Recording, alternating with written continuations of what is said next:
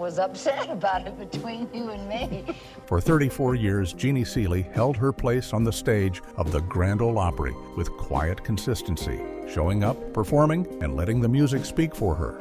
But now, something has changed. After decades of staying measured and composed, she's finally opening up. And what she's revealing is not just reflection, it's truth shaped by time, loyalty, and everything she's witnessed behind those curtains. This isn't just another Opry story, it's a moment that feels long overdue. So, what made her stay silent for so long? And why choose now to finally speak? Join us as we get into all the details. The Girl Who Drove Away. How Jeannie Seely chased a dream in an MGA Roadster. With a career shaped by quiet defiance and a style that refused to fit neatly into expectations, Jeannie Seely didn't just arrive in country music, she carved her way into it. Long before the Opry lights became familiar, she had already found a way to make people listen. Songs like Don't Touch Me didn't just perform well, they lingered. The track climbed to number 2 on the Billboard Country chart and earned her a Grammy in 1967. But more than that, it introduced a voice that felt both steady and unafraid to stand apart. But that voice didn't begin on a stage. It started far from Nashville, in Titusville, Pennsylvania, where Marilyn Jean Seely was born on July 6, 1940, and raised on a farm near Townville. Music wasn't something distant or formal there. It lived inside the house. Her father balanced long hours at the steel mill with weekends spent playing banjo at square dances, while her mother filled quiet moments with song. Around them, family and friends gathered often, picking instruments, passing melodies back and forth, creating something that felt less like performance and more like a habit. And somewhere in the middle of it all, a young girl listened closely, absorbing it without knowing just how far it would carry her. That connection deepened early. By the time she was 11, she was already stepping into local radio at WMGGW in Meadville, and not long after, onto a television set in Erie. It looked like momentum, but it didn't come without friction. At Townville High School, she balanced being an honors student and a cheerleader with something harder to carry: standing out. Singing country music and coming from a modest background made her a target for teasing, a quiet pressure that never quite left, but also never pushed her off course. After graduating in 1958, life took a more practical turn. She worked at the Titusville Trust Company, first as a stenographer and then as a secretary, taking night classes at the American Banking Institute, building something stable. But even then, there was a sense that this wasn't the full picture. And then came a moment that felt almost accidental, but changed everything. An Easter storm, a car stuck deep in the snow, and a realization that staying where she was might mean staying still. Not long after, she made a decision that felt as bold as it was uncertain, heading for California in her MGA Roadster, chasing warmer weather and something she couldn't fully name yet. California didn't immediately open doors. She took another bank job in Beverly Hills, steady but unfulfilling. And it didn't take long before that quiet pull toward music returned, stronger this time. She left the bank and accepted a secretarial role at Imperial Records, even though it paid less. It wasn't about comfort anymore, it was about proximity. She needed to be close to where things were happening. Around the same time, she found her way onto a local television program, Hollywood Jamboree, slowly placing herself inside the world she wanted to be part of. That shift changed everything. While working at Imperial, she began writing songs, first for 4-Star Records, then Beyond. One of her earliest compositions, Anyone Who Knows What Love Is Will Understand, started simply, just her and a piano, before she tracked down a then unknown Randy Newman to help complete it. When Irma Thomas recorded it in 1964, it broke into the pop charts, quietly marking Seely as someone whose words could travel far beyond her own voice. From there, the momentum built in a way that felt steady rather than sudden. She co-wrote Senses with Glenn Campbell, which Connie Smith recorded. Then came songs picked up by Dottie West and Norma Jean, each one placing her name a little deeper into the fabric of Nashville's songwriting scene, even before she officially arrived. Recording soon followed. After signing with Challenge Records, she headed into RCA Studio B in Nashville in 1964, cutting early singles like If I Can't Have You, A World Without You, and Today Is Not the Day. They didn't explode overnight, but they did something just as important. They introduced her to the people and places that would shape what came next. Because somewhere along that path, she crossed paths with Hank Cochran. It wasn't just a meeting, it was a turning point. He saw something in her voice, something worth pushing further, and encouraged her to leave California behind and head to Nashville. Dottie West echoed that same advice, reinforcing a direction that was starting to feel inevitable. So in 1965, she made the move, and almost immediately, things began to shift. At the DJ convention in Nashville, she reconnected with Cochran, and this time the conversation came with terms. He would help guide her career, but only if he had control over the decisions. It was a condition that could have gone either way, but for Seely, it opened a door she had been moving toward for years. Not long after, another opportunity followed. She stepped in as Norma Jean's replacement on the Porter Wagoner Show, placing her directly in front of a national audience. And just like that, the quiet, steady climb she had been building from a farm in Pennsylvania was no longer quiet at all. The song Nashville rejected, how Jeannie Seely proved the labels wrong. What came next didn't feel like a breakthrough at first.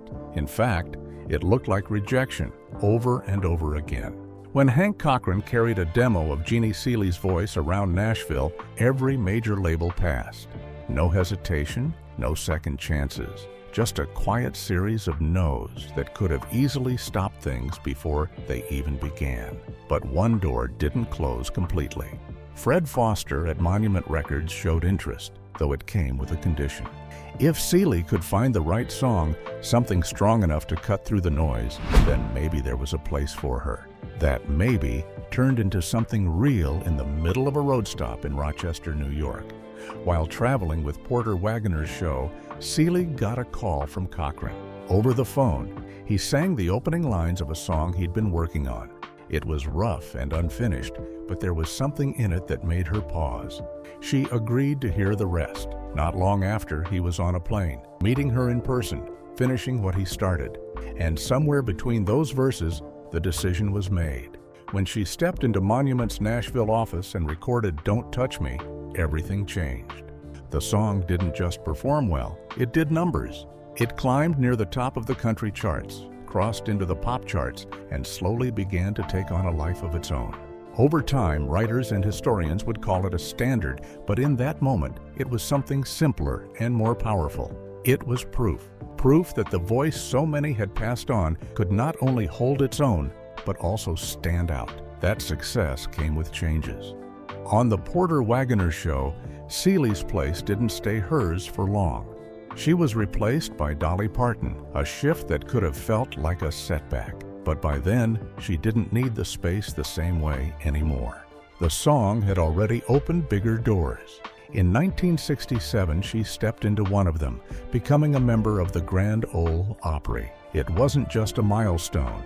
It was a kind of arrival that tied her back to those early radio nights, listening as a child, long before she ever imagined standing on that stage herself. From there, the pace didn't slow. Her debut album pushed into the top tier of country releases, and her follow-up work kept her firmly in the conversation. Behind much of it was Cochran, not just as a collaborator, but now as her husband. Their connection shaped the sound and direction of her music during those years, giving it a consistency that felt both personal and deliberate. By the late 60s, her life was in constant motion. Touring stretched from coast to coast, one stage blending into the next. And alongside it all, another partnership began to take form. Through her connection with Ernest Tubb, she started working closely with Jack Green. What started as a collaboration quickly grew into something bigger. Their duet, Wish I Didn't Have to Miss You, became a major hit, pulling them into the spotlight as a pair. It wasn't just about the charts. Together, they built a touring act that carried them across North America and into Europe, playing major venues and drawing crowds that came as much for the chemistry as the music itself. Over the next few years, they remained a consistent presence, earning recognition and nominations that kept their names side by side. At the same time, Seely's solo work continued, moving on a parallel track. Not every release climbed high, but the consistency never broke. And when she returned to a more stripped-back sound with Can I Sleep in Your Arms, something clicked again. The song reached the top tier of the charts, reconnecting her with the kind of success she had found earlier, but now with a deeper, more seasoned edge.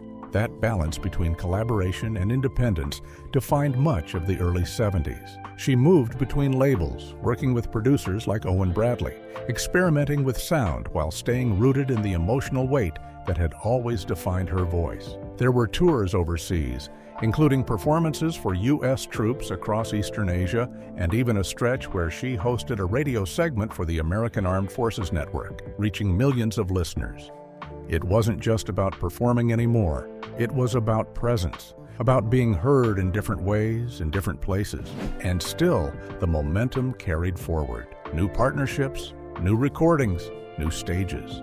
Even as the industry shifted around her, Seely stayed in motion, adapting without losing the core of what made her stand out in the first place.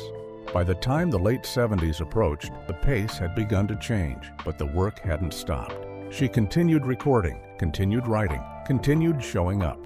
Other artists began picking up her songs, adding their voices to words she had shaped years earlier. It was a quiet kind of influence, one that didn't always make headlines but carried weight all the same. Then, in 1977, something unexpected broke that rhythm. A car accident, sudden and disruptive, forced a pause.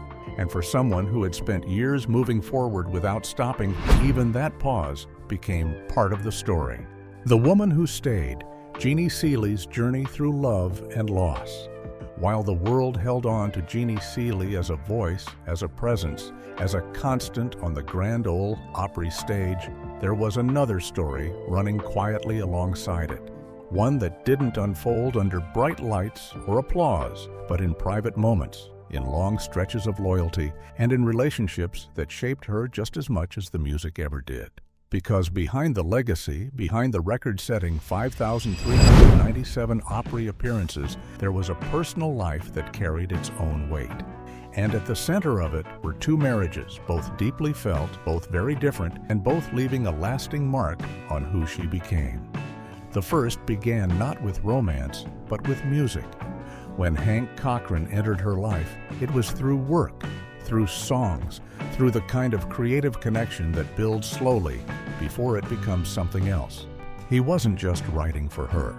He was shaping her sound, pushing her to lean into something bolder, something less predictable. Somewhere in that process, the line between collaboration and connection blurred, and by 1969, they made it official, marrying in Renfro Valley, Kentucky.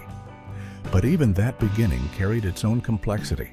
Cochran had already been married 3 times. By the time he stood beside Seely, she was stepping into a life that already had history, already had layers. Still, what they built together felt strong, at least for a time. Their years together were filled with music that didn't just succeed, it lasted. Songs that carried emotion, edge, and a kind of honesty that felt lived in rather than performed. Cochran saw something in Seely early, something restless, something that didn't quite fit the mold, and he pushed her toward it. He helped shape the very sound that would define her, writing records that carried her voice into places it hadn't gone before. And it didn't stop at solo work. During those years, her collaborations with Jack Green became a major part of her career, with Cochran's influence woven through many of those recordings. Together, they created music that felt connected, as if every piece, whether solo or duet, was part of the same larger story. But even strong foundations can break. By the late 1970s, the cracks had begun to show. A serious car accident in 1977 didn't just interrupt her career, it slowed everything down. Recovery took time, and with it came strain, both personal and professional. What had once felt steady began to feel uncertain. By 1979, they had separated, and by 1981, their marriage came to an end after 12 years. Still, the story between them didn't close completely. Even after the divorce, Seely remained connected to Cochran's children, holding on to the family they had built in her own way.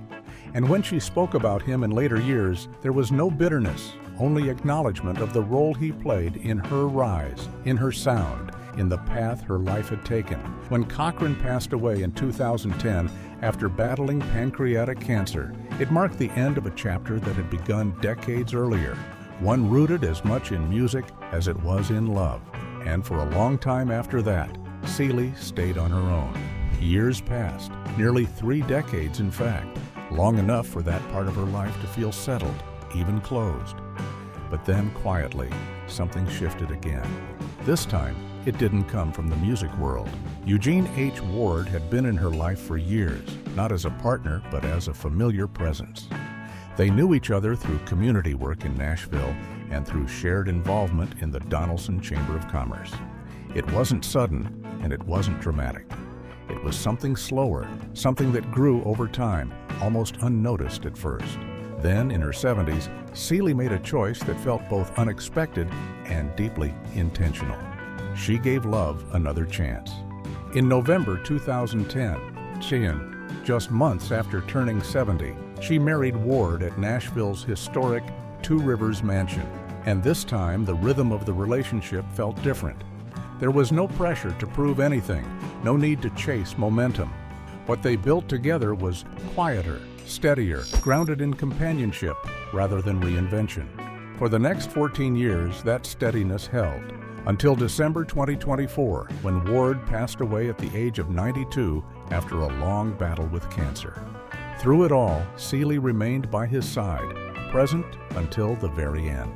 And when he was gone, the loss didn't come quietly. In her tribute, she spoke of a heart that was broken, but also of gratitude, of the years they shared, and of a love that had only deepened with time. Just as she had done before, she stepped fully into the role that came with that relationship.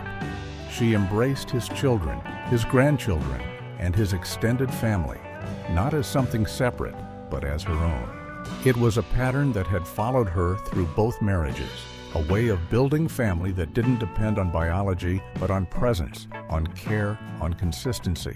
She never had children of her own, but in the lives she stepped into, she became something just as lasting, a steady figure, a matriarch, someone who stayed. The crash that almost ended it all, Jeannie Seely's miraculous 1977 recovery. There was a moment, long before the health battles of her later years, when everything in Jeannie Seely's life nearly stopped. In the early hours of June 28, 1977, just outside Nashville in Goodlettsville, Jeannie Seely was driving home when exhaustion quietly took over. The road curved, but her car didn't follow. It drifted, then crashed into a tree near the intersection of Tinnon Road and Baker Station Road. And in an instant, the life she had been steadily building was hanging by a thread. The injuries were severe: a fractured jaw, broken cheekbones, 5 ribs snapped, a collapsed lung, a concussion from the force of the impact. Her face, especially the left side, had taken the brunt of it. She was rushed to Nashville Memorial Hospital in fair condition, but the reality was far more serious than that word suggested. What followed wasn't a quick recovery. It was months of surgeries, careful reconstruction, and a long, uncertain road back. And yet she came back, not loudly, not all at once, but steadily, the same way she had built everything else in her life. Step by step, performance by performance, she returned to the stage, carrying with her a resilience that didn't need to be announced. It was simply there, in the way she kept going. Years passed, decades even, and that same quiet endurance stayed with her. But by 2025, the challenges returned, this time in a different form, slower, but just as relentless. What began as back issues turned into a series of surgeries that stretched across months. Vertebral repairs in the spring.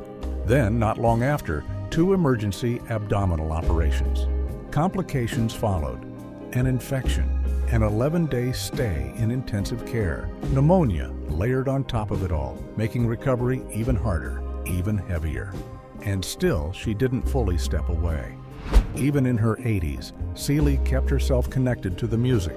She was still recording, still exploring new material, still showing up in the ways she could. Her 2024 single, Suffer Time, wasn't a farewell. It was a continuation.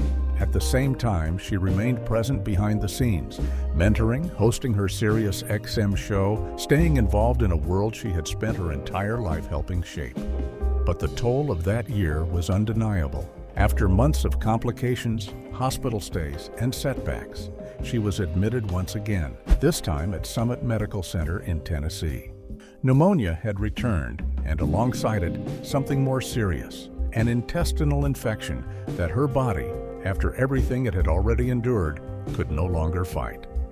On August 1st, at the age of 85, Jeannie Seely passed away.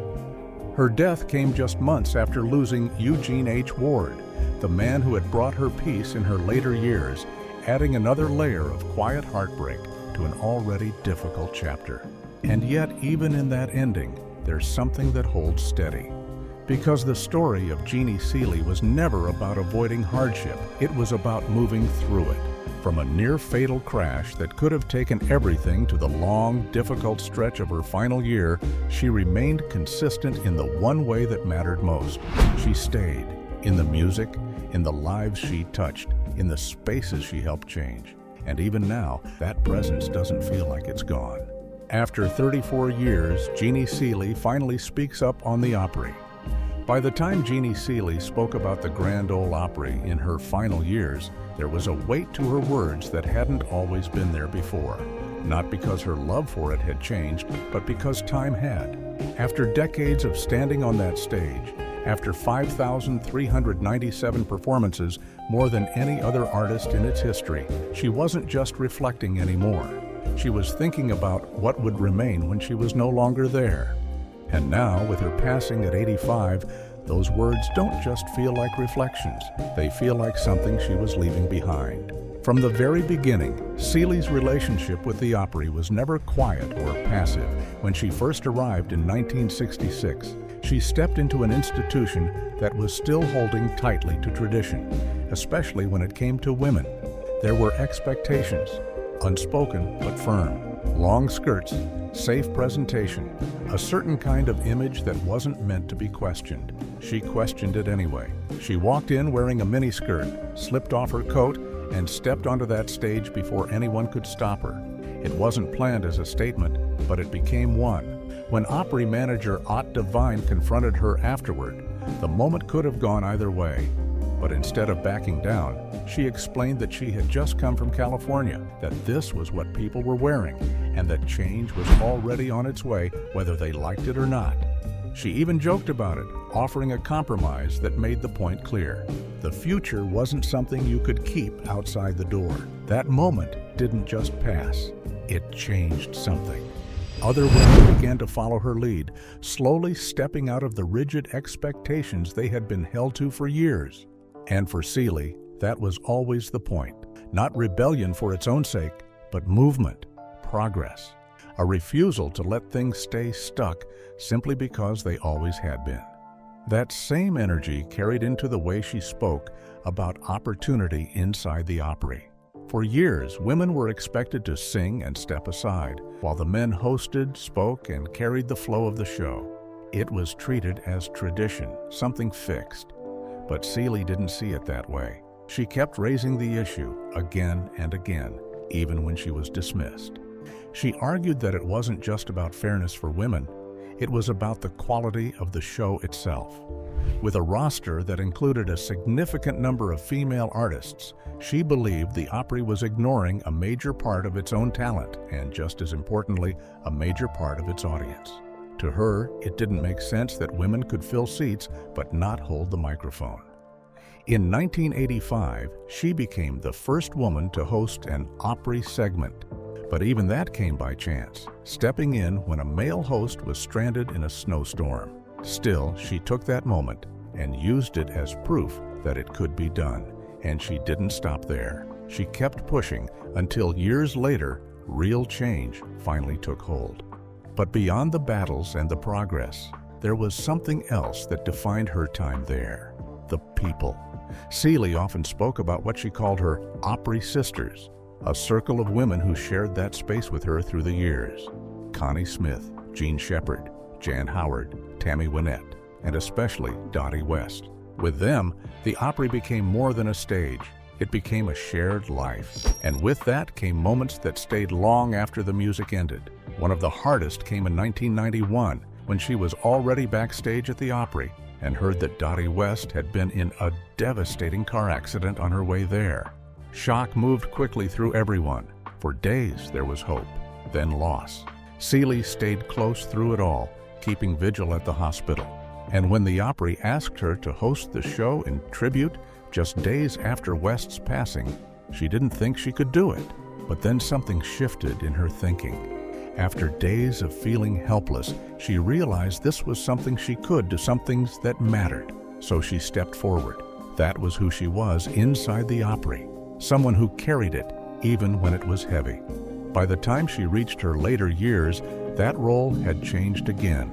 She became a guide, a steady presence for newer members stepping into that same circle. In 2022, when Lauren Elena joined the Opry, Seely didn't just welcome her. She pulled her aside and made her promise to keep pushing, to keep challenging, to carry forward the same fight she had spent decades holding on to. It wasn't said lightly. It was said like something that needed to continue after she was gone. And even then, she made it clear she wasn't ready to leave. She spoke about how much she still loved being there, how she was enjoying it more than ever, and how determined she was to help guide it into the future. But underneath that, there was something deeper. She admitted that she couldn't imagine anything worse than the Opry losing its way in her era. To her, it was too important, too unique, something that country music couldn't afford to let fade. And maybe the clearest picture of how she saw it came in something simple she often said, that somewhere out there was always a little girl listening, just like she once had, dreaming of standing on that stage. Now, with Jeannie Seely gone, that belief feels like more than just a thought. It feels like a reminder. What Jeannie Seely song was your favorite?